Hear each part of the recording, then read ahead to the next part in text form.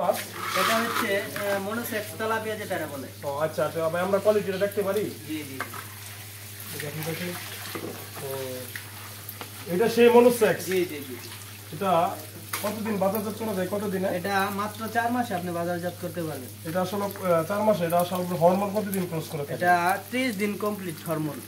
এটা কি আসলে এই সাইজেও না আরো ছোট বড়? বিভিন্ন সাইজ আছে, যেরকম কেজিতে 1000, 500, 1500, 2000, 3000, 5000, 7000। আচ্ছা, এই লাইনে মাছ। এটা আসলে এখন বর্তমান রেটটা কত যাচ্ছে? এটা বর্তমান রেটে বেচতেছি আমরা 2 টাকা 20 পয়সা।